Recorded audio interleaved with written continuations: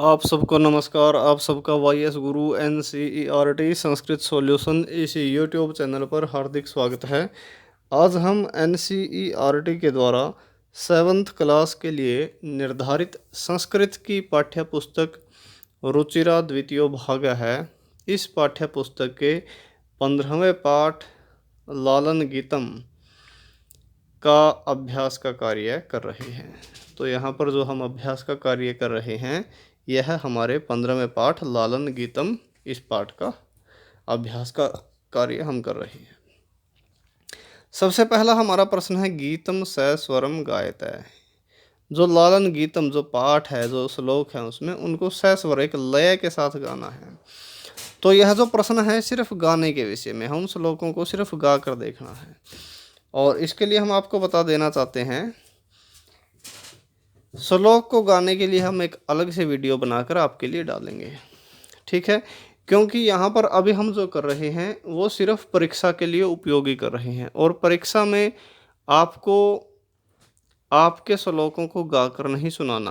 परीक्षा में आपको अपने पाठ को लिखना है, और लिखने के लिए आपको समझना ज़रूरी है। तो पहले हम यहाँ पर आपके अभ्यास कार्य को समझेंगे, और रही बात श्लोक को गाने की, तो उसके लिए भी हम एक अलग से वीडियो बनाकर डाल देंगे ताकि आपको वो श्लोक गाने भी आ जाएं, ठीक है।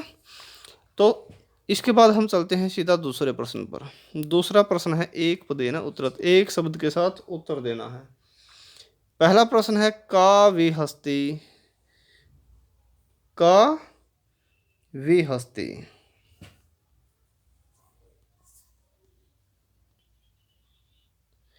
कौन हस्ती है, कौन हस्ती है। तो कौन हस्ती है, पेन के साथ हमने आंसर लिख रखे हैं। कौन हस्ती है, धरणी। धरणी अर्थात पृथ्वी, तो यहाँ पर आ जाएगा धरणी।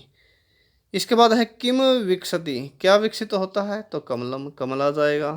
व्याघ्र है कुत्र गर्जति, व्याघ्र है मतलब बाघ, कुत्र कहाँ पर, गर्जति गर्जता है, तो विपिने, विपिने का मतलब जंगल में।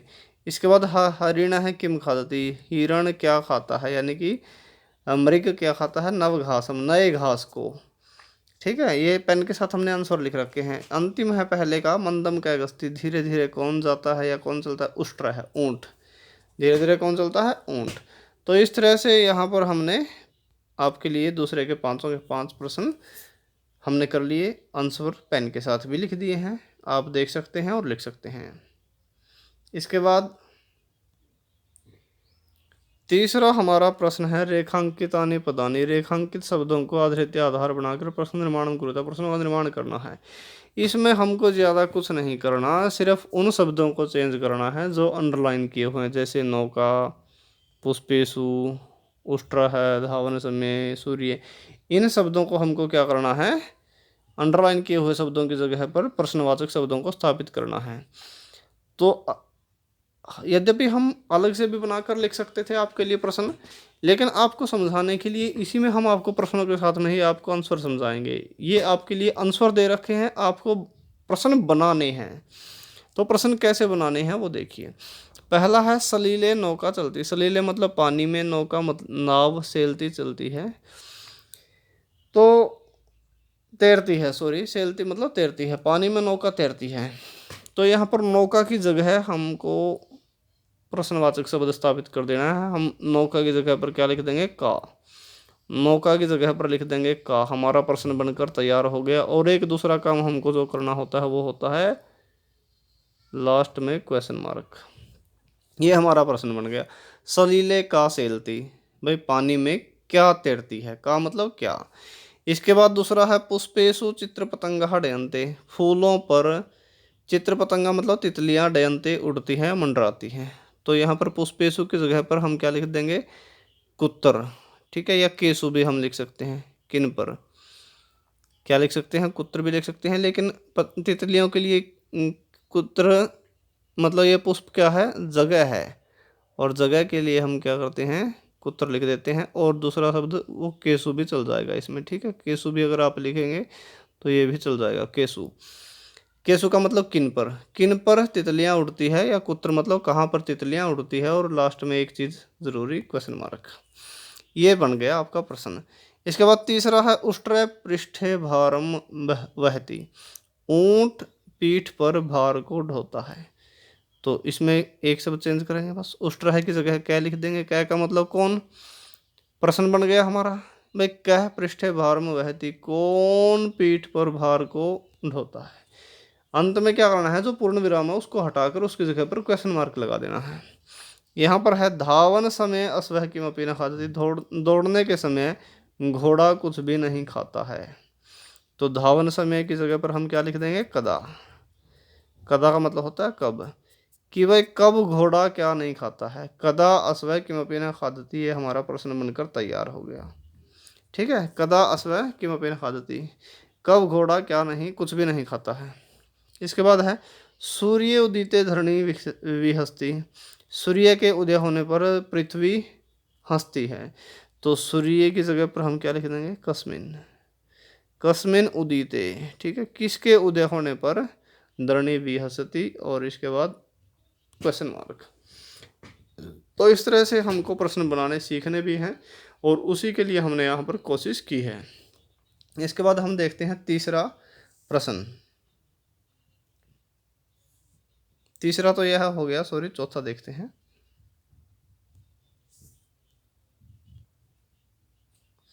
अब यहाँ पर चौथा प्रश्न है। चौथे प्रश्न में हम मंजूषातः समानार्थक पदानि चित्वा लिखत, मंजूषा से, ये जो मंजूषा है इससे समानार्थक शब्दों को, समानार्थक मतलब जिसका अर्थ समान हो, उन शब्दों को चित्वा चुन करके लिखते लिखिए। इसलिए हम पहले अर्थ पढ़ लेते हैं। पृथ्वी का मतलब धरती, देवालय का मतलब मंदिर में, जले का मतलब पानी में, वने का मतलब जंगल में, मृगः का मतलब हिरण, भयंकरम का मतलब भयानक। तो नीचे जो शब्द लिखे हैं उनके साथ मैच करने हैं, यानी कि उन्हीं के अर्थों वाले हमको ये लिख देने हैं। तो धरणी पृथ्वी होता है, धरणी का हम लिख देंगे पृथ्वी, ठीक है, पृथ्वी का मतलब भी पृथ्वी। करालम का मतलब भयंकर होता है, तो भयंकरम हो गया।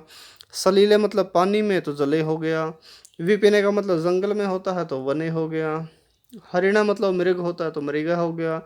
मंदिर मतलब मंदिर में, और देवालय मतलब मंदिर में। यानी कि इनके जो जो है अर्थ जो है वो आपस में एक समान होंगे, तो इसलिए समानार्थक शब्द हैं ये। इनको हम पर्यायवाचक शब्द भी कह सकते हैं। इस तरह से आप रिक्त स्थानों में इन शब्दों को भर लेंगे।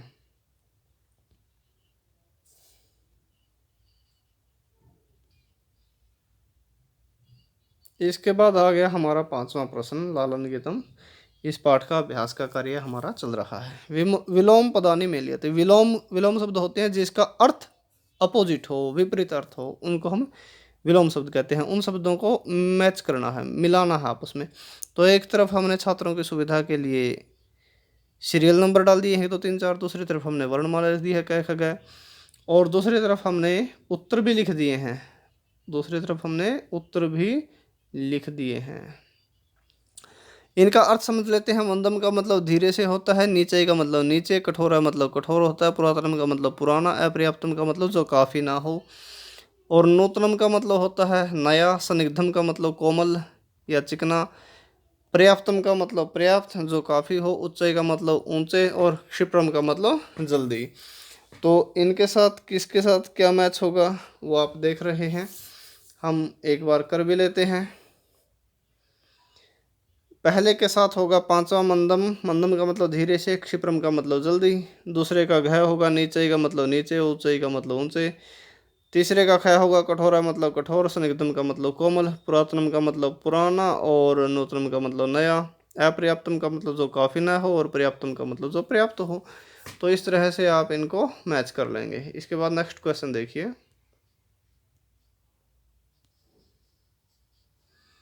यहाँ पर है छठा प्रश्न, उचित कथनानाम समक्षम, ठीक कथन के सामने, जो सही बात है उसके सामने, समक्षम का मतलब सामने, आम, आम का मतलब हाँ, और अनुचितम, अनुचित कथनम, अनुचित का मतलब जो गलत कथन होते हैं, जो गलत बातें हैं, उनके समक्षम सामने न, न मतलब नहीं, इति लिखत, ऐसा लिखें।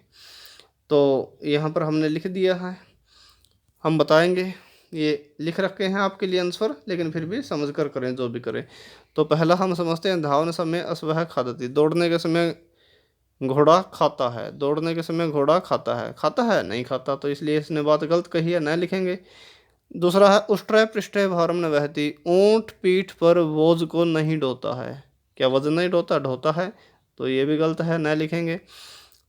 तीसरा है सिंह नीचे क्रोस्ती, शेर जो है नीचे ही, नीचे से क्रोस्ती, मतलब अब इसने क्रोस्ती लिख दिया तो दहाड़ता लिख देंगे शेर के लिए, तो यहाँ भाई शेर आराम से दहाड़ता है, यानी कि धीरे से दहाड़ता है, तो ये गलत है। ऊंचे से दौड़ता है, ऊंचे से दहाड़ता है, सॉरी, तो ये भी बात गलत है। चौथा है पुष्पेशु चित्र पतंगा डयंते, फूलों पर तितलियां उड़ती हैं, तो ये बात बिल्कुल ठीक है, आम। इसके बाद है वने व्याघ्र गर्जती, जंगल में बाघ गरजता है, जंगल में बाघ गरजता है, तो यहाँ पर ये बिल्कुल ठीक है, आम आ जाएगा। हरिण है ना घास में खाती, हरिण नए घास को नहीं खाता है, भाई नया घास खाता है, ये तो बात इसने गलत लिखी है, क्योंकि इसका पाठ में जो आया था वो आया था हरिण नए घास को खाता है, तो ये बात गलत है, नया आएगा इसका। इसके बाद सातवां प्रश्न देखिए।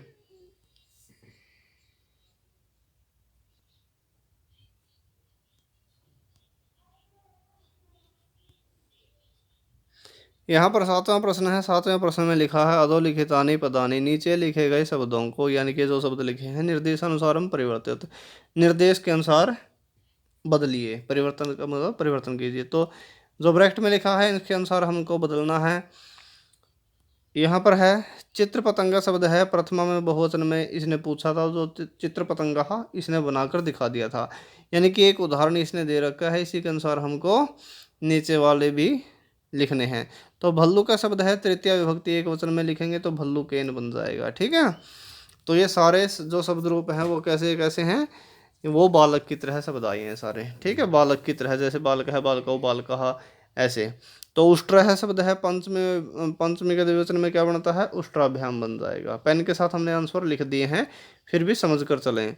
हरिण है शब्द है, सप्तमी का बहुवचन में बनेगा हरिणेशु, ठीक है। व्याघ्र है शब्द है, द्वितीया, द्वितीया के एक वचन में बनेगा व्याघ्रम, व्याघ्र जो शब्द है द्वितीय के एक वचन में व्याघ्रम बनता है, बालकम की तरह है।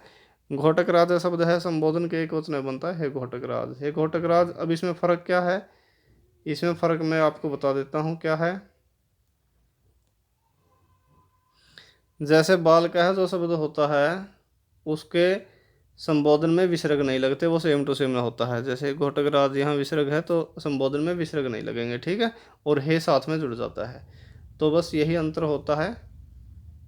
तो यहाँ पर हमारा सातवां प्रश्न था। आठवां प्रश्न देखिए।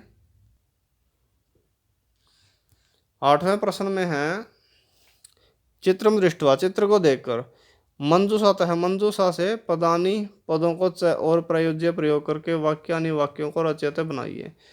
अब क्या करना है, चित्र को देखकर मंजूषा से पदों को प्रयोग करके वाक्य बनाइए। तो यहाँ चित्र दिया है और ये मंजूषा दे रखी है, तो यहाँ पर क्या है, मंजूषा में है खगहा मतलब पक्षी, विकसंती खिलते हैं, कमलानी कमल, उदिति उदित होता है निकलता है, क्रीडंती खेलते हैं, डयंते उड़ती हैं या उड़ते हैं, सूर्य मतलब सूर्य, चित्र पतंगा मतलब तितलियाँ, कूजंती कूंजते हैं, कूजते हैं, बालह मतलब बच्चे। तो ये तो हमने अर्थ बता दिए, अब इनके हमने वाक्य बनाए हैं, वो देखिए कैसे बनाए हैं।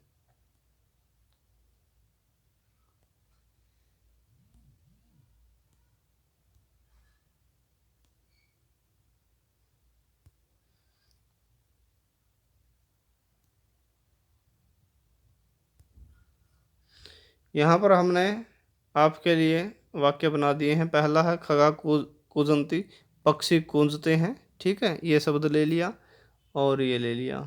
इसके बाद है कमलानी विकसंती, कमल खिलते हैं, ठीक है, तो कमलानी ले लिया और विकसंती ले लिया। इसके बाद है सूर्य उदिति, सूर्य निकलता है, सूर्य उदित होता है, तो ये ले लिए दोनों शब्द। इसके बाद है चित्र पतंगा डयंते, तितलियाँ उड़ती हैं, तितलियाँ उड़ती है, चित्र पतंगा डयंते। इसके बाद है बालह क्रीडंती, बच्चे खेलते हैं, बालह क्रीडंती। तो सभी शब्दों का हमने इस्तेमाल कर लिया, सभी शब्दों का प्रयोग कर लिया। तो इस तरह से हमने आपके लिए इन वाक्यों का निर्माण किया। और यहाँ पर हमारा जो 15वां पाठ है लालन गीतम, इस पाठ का अभ्यास का कार्य पूरा होता है।